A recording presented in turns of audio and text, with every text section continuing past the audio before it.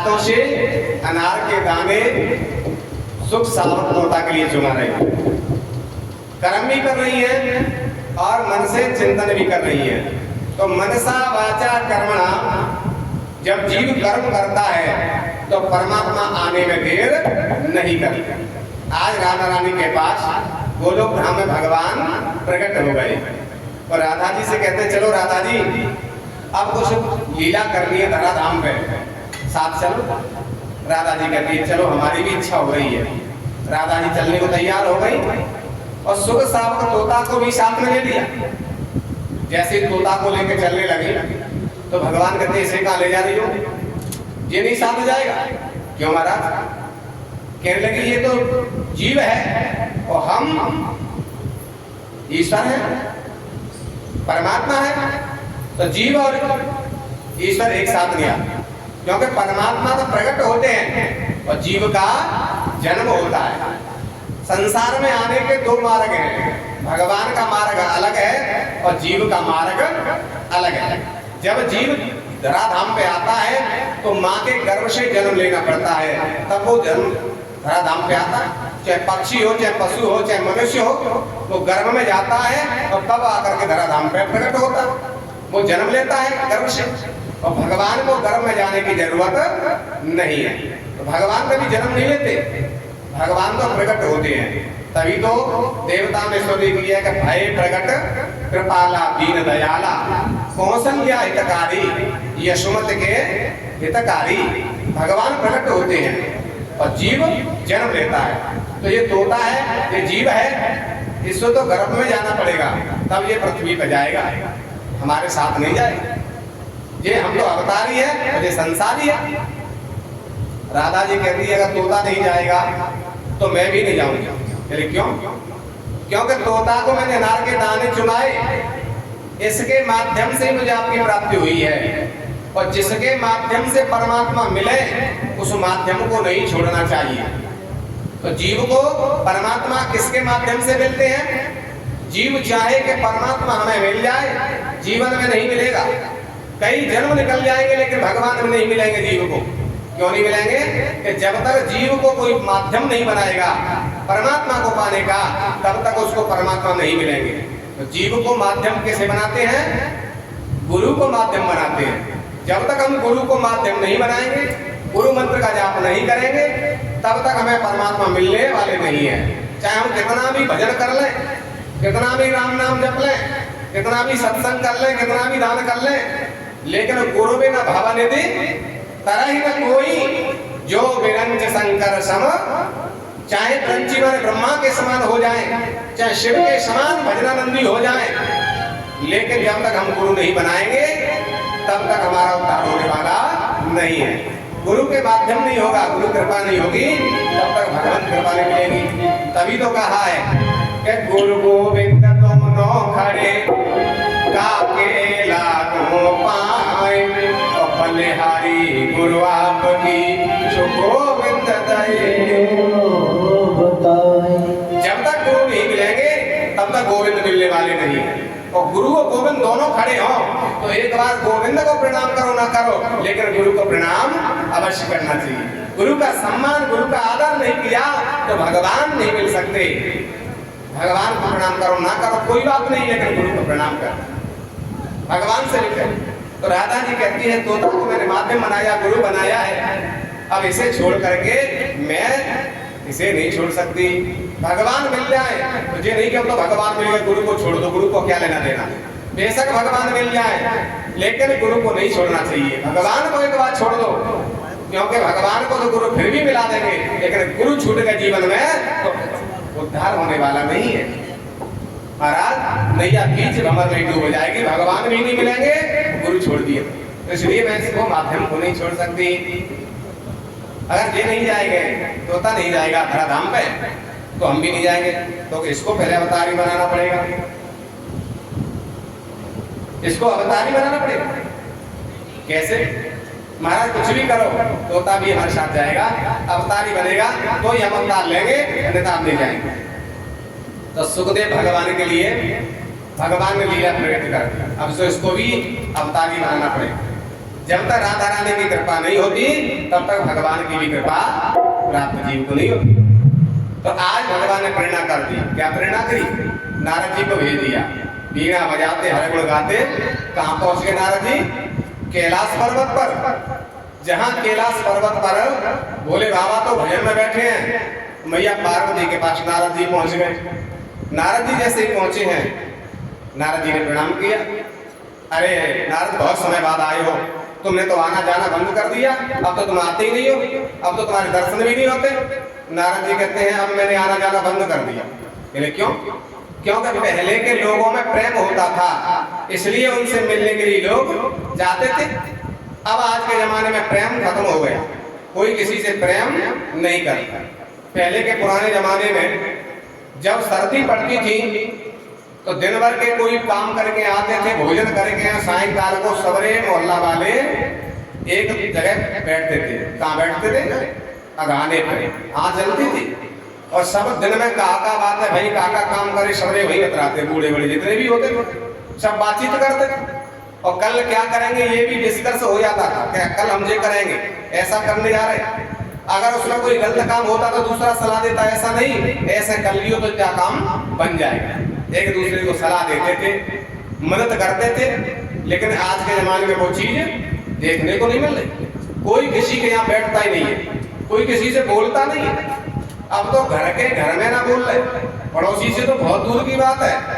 घर में 4 भैया हैं तो वे चारों ना बैठा, घर के आपस में नहीं बैठ रहे, और घर में भाई भाई में नहीं बन रही, चलो वो भी अलग की बात हो गई। अगर घर में पत्नी और बच्चे हैं तो वो भी एक साथ नहीं बैठ रहे।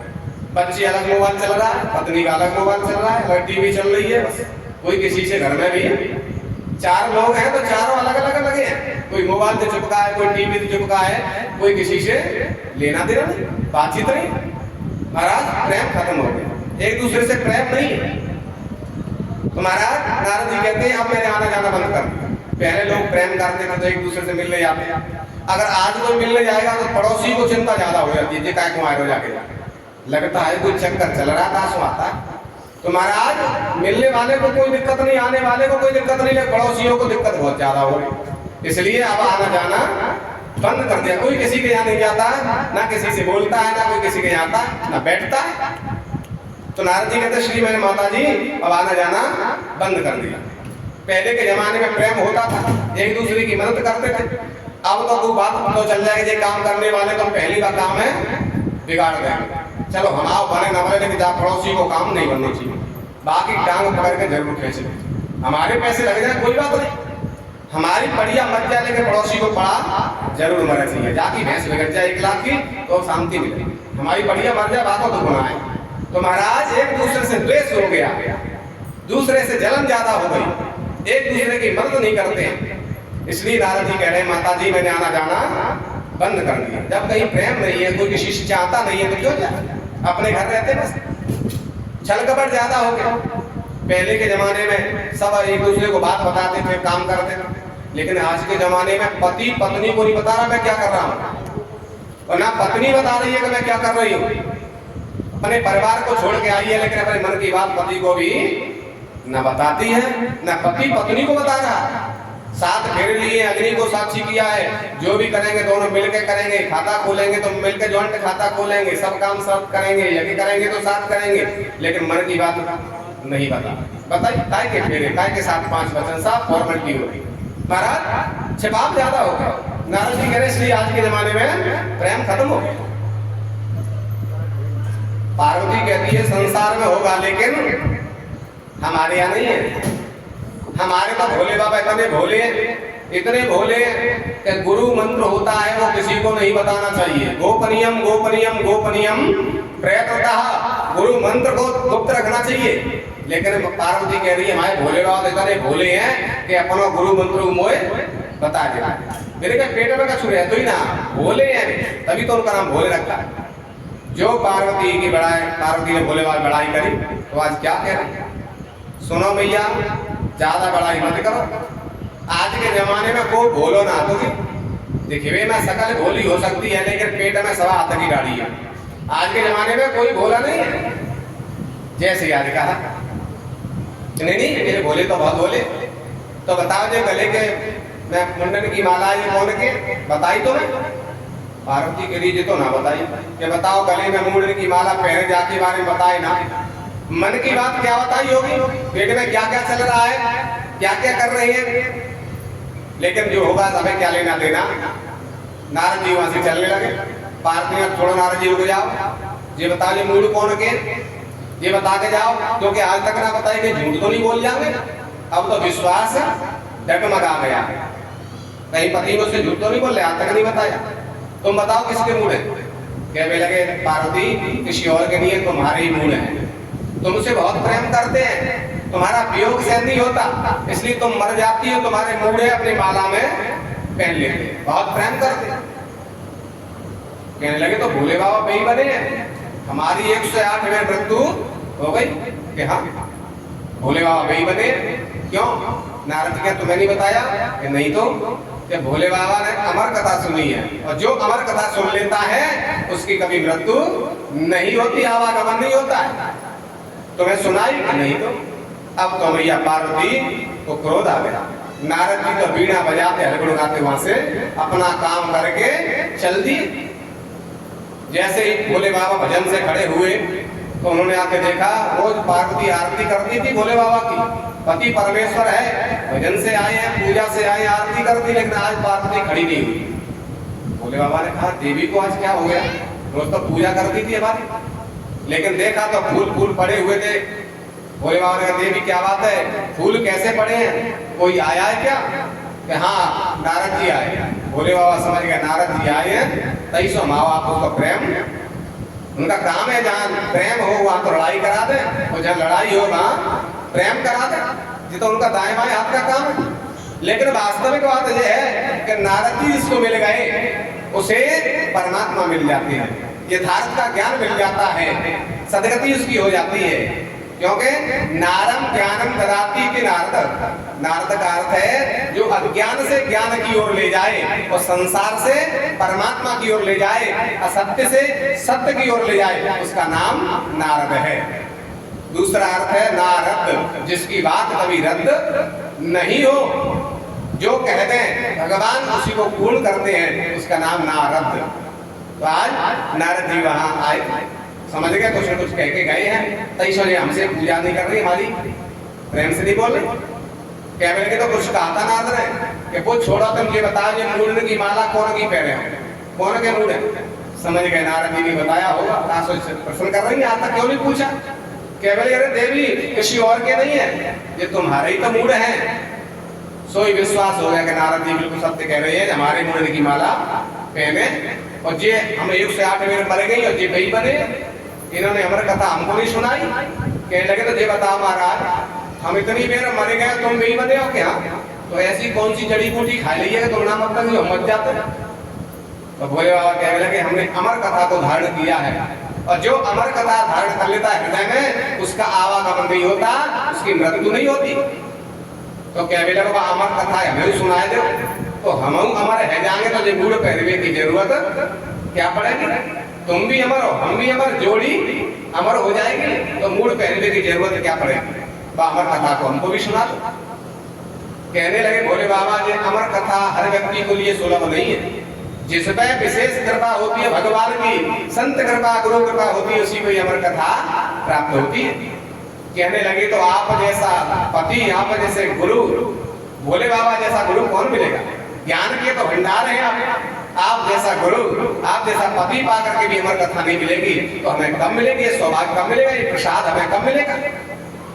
जैसे याद कहा भोले बाबा समझ गए, नारद जी जिसको मिल जाते हैं उसे सत्य की ओर ले जाते हैं। अब जी तो सत्य मान करके रहेंगे, कथा जरूर सुने। आज भोले बाबा ने अपना डमरू बजाया तो जितने भी जीव जंतु थे, अनाधिकारी थे, अपात्र थे, वो सत्संग से वहां से चले गए जीव जंतु। भोले बाबा पालती बना के बैठ गए। कह रहे हैं देवी अमर कथा कोई और नहीं है, ये श्रीमद् भागवत सप्ताह ज्ञान यज्ञ ही अमर कथा है। जिस व्यक्ति ने 18,000 श्लोक कंठस्थ कर लिए हैं, उनकी कभी आवागमन नहीं होता है।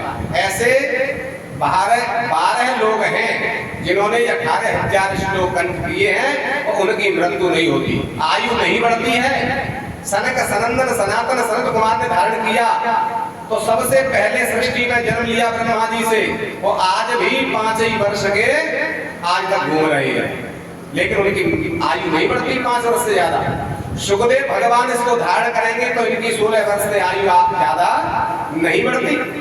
सूत जी महाराज ने धारण किया और बलि महाराज ने धारण किया, वामन भगवान और ये शंकर भगवान। तो महाराज आज कहते हैं अमर कथा में सुनाऊंगा, लेकिन नेत्र बंद करके सुनाऊंगा। तुम्हें भूखा दोगी, ओमकार का उच्चारण करोगी तो ही मैं कथा सुनाऊंगा, नहीं तो मैं बंद कर दूंगा वही बीच में कथा, मैं नेत्र बंद करके सुना। ठीक है, पार्वती जी बैठ गए। पहले के जमाने में हूँ जब